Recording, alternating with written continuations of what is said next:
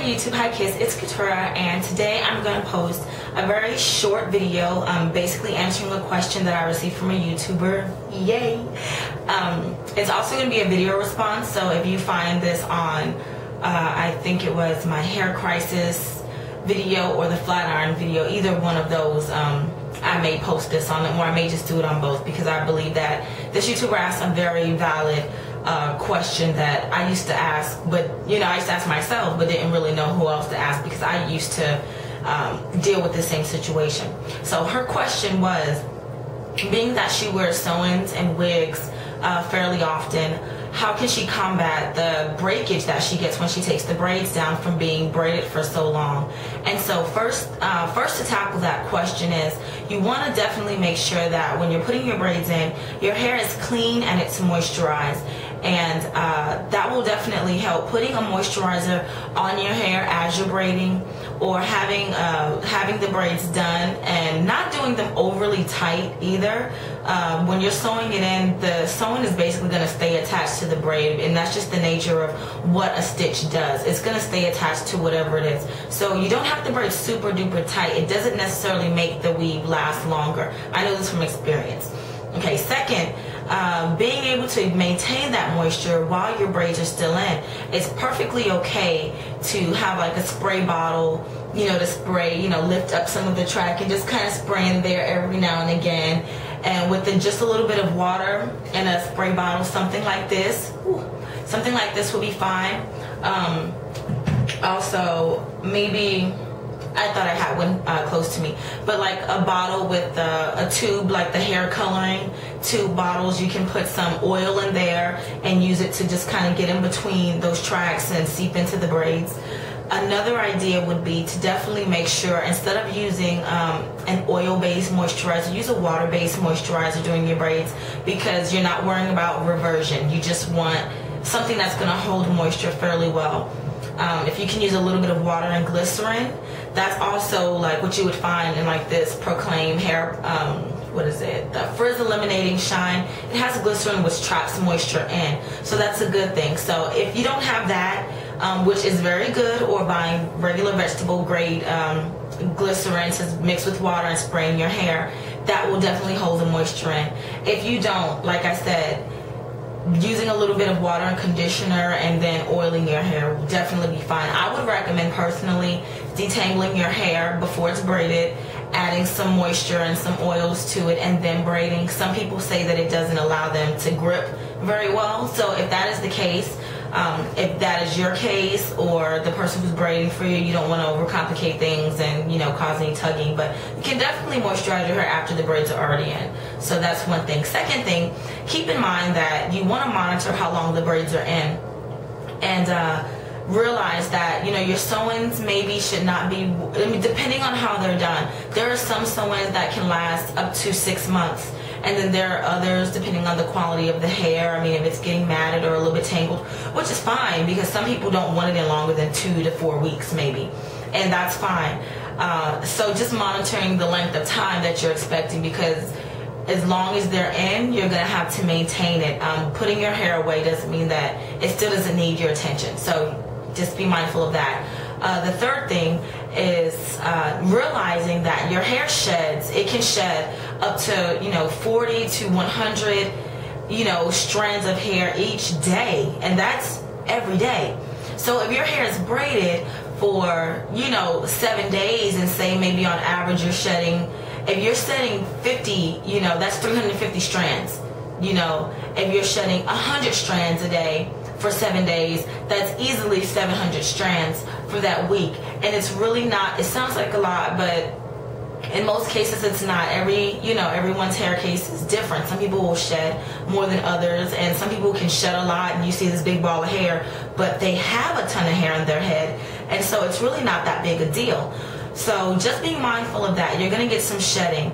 So to help you understand the difference between shedding and breakage, breakage is when you find small, tiny pieces that, are much shorter than the lengths of your hair. That's the best way to tell. If you find a long strand and maybe it has a white, bulb at the tip of it, it looks like that's a little bit of scalp. basically. That means it's shed directly from your scalp, and it was just its time. There was nothing you could have done to really prevent it. It's a natural occurrence. There are all kinds of rinses and conditioners that people say will slow shedding, vitamin supplements.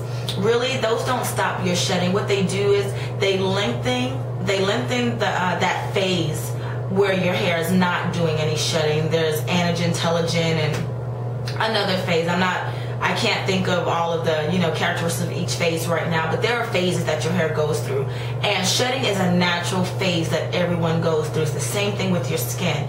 So you can slow it to a certain degree, but when it's time for it to shed, it's just time, and it's making room for a new hair. So it's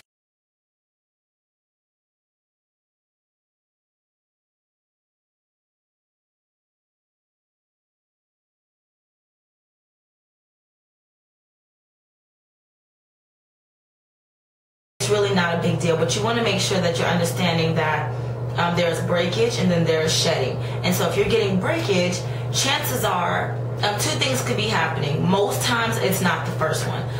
You have too much protein in your hair. It's very, very hard, and it's breaking. And I'm not talking about just from eating meats. I'm talking about you have a lot of protein in your hair. Either it's a combination of your supplements, your diet, as well as your external things that you're doing to your hair, protein treatments, and you don't have a good moisture balance to help offset some of the hardness that the protein treatments do cause.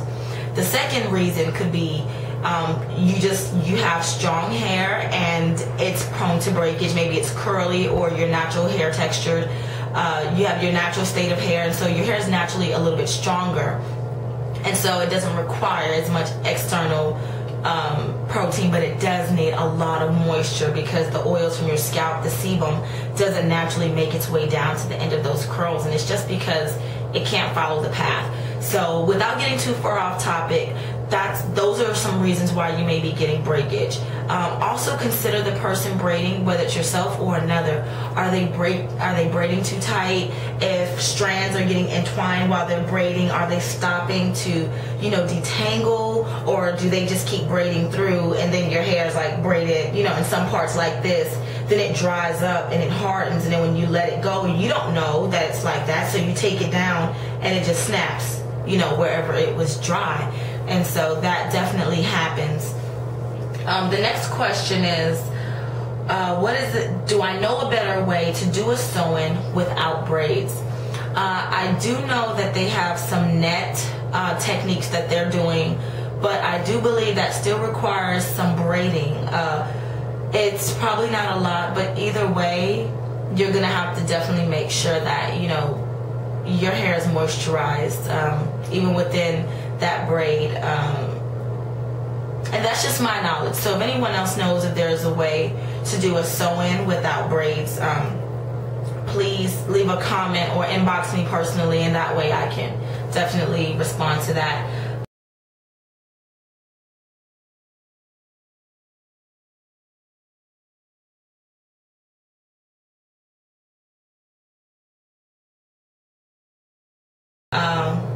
Better way to braid without breakage. Yes. Okay, so we covered that. So really, moisture. And this was a really great question because, like I said, I had this question for the longest time and I did not know who to ask. And so eventually I just stopped wearing the sew-ins. But she does mention that she's going to stop using the relaxers so often and try to stretch them out as long as possible. And when I say as long as possible, I don't mean competing to see how long you can go without a perm. I think the safest thing to do is to take it slow. Like if you were normally getting them every 4 weeks, try to go 6 weeks. If you were getting them every 6 weeks, go ahead and go 8 weeks. If you're getting them every 8 to 10 weeks, you might be okay. If you want to stretch, just add 2 weeks at a time. That's my rule of thumb, adding them 2 weeks at a time. So for me, I'm at the point now where I can go anywhere from 8 to 12 weeks without, a lot of breakage. And so that's where I'm comfortable. So that'll definitely help if you're braiding, because when your hair is weakened by relaxers and you're getting them done so frequently and not rebuilding the protein in them with the protein treatment after relaxer, which could quite possibly be a whole nother video. But when that is occurring, your hair is more likely to be more fragile. So even though it's braided and it's protected, everything else is what matters. It's not so much what you do to your hair initially. all the time, it's not always the case, but how you care for it after. So when it comes to dyes, or even something simple like washing your hair alone doesn't create dryness and breakage, but not adding moisture back into your hair is what can cause the breakage. So just always consider in every process or procedure that you're doing with your hair, think of the aftercare that is going to be required to maintain happy, healthy hair. And yeah. Okay, so I'm done. That was a great question. I'm so glad she asked it, and I'm so glad to answer it. And let me know if you have any other questions, if anything was not clear or sounded a little mumbled, jumbled. And I'll be happy to clear that up. Hopefully it won't take as long as this one took. But thank you so much for your question, and I will see you soon. Bye.